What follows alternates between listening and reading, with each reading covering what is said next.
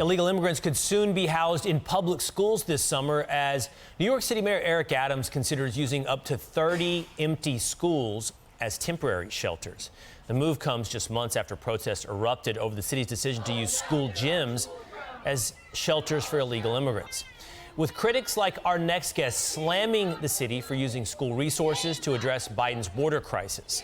Here to react, New York Congressman Mike Lawler. Congressman, good morning. Glad to have you on the program this morning. Thanks for having me. So these are in many instances, middle schools across the country during the summer. I'm sure the argument being made when they're not occupied by students, but still, we're using our school facilities to house illegal immigrants.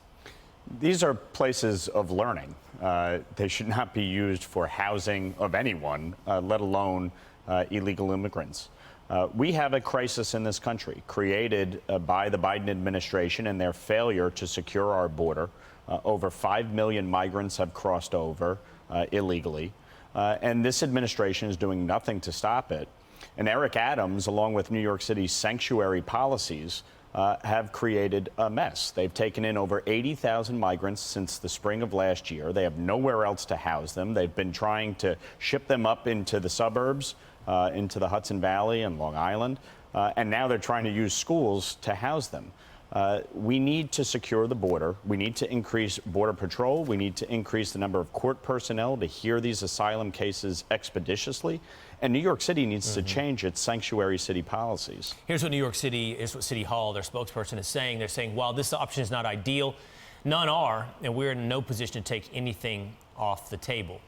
This is just, as you said, this is a consequence of sanctuary city policies. Nothing is ideal. Then why do you have this policy that creates situations that are not ideal?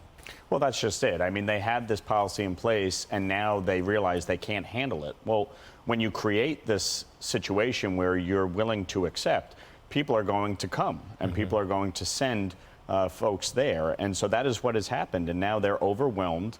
They're spending upwards of $4 billion of taxpayer money, including $1 billion from New York State, to handle this crisis. The governor and the mayor have been an absolute disaster. They've failed to coordinate and communicate with local officials outside of the city, and it has created a calamity across the board. I want to ask you about your seat. Former Democratic Rep Mondaire Jones, he's set to launch a comeback bid for Congress, and he's looking to go up against a Democratic primary opponent who would eventually end up the winner of which facing you. Once Brooklyn, now back to Westchester. Here's what Mondaire Jones's campaign says. I've never been Washington's choice. It's because I stand up to corruption. I battle with Republicans trying to overthrow our democracy and ban abortion. And even as I push my party to fight harder for working people, I'm running to finish the work I began.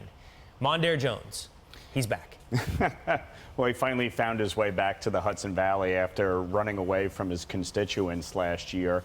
Just a year ago, running for Congress in Brooklyn, he closed down his office several months early, wouldn't take any constituent cases. The arrogance here is amazing. I mean, he thinks he's God's gift to democracy, talking about saving democracy. Look, he is a radical socialist. He believes in the defund the police movement. He believes in New York's disastrous cashless bail law. He believes in open borders. This is a guy who has a very extreme record, of which voters will certainly know about.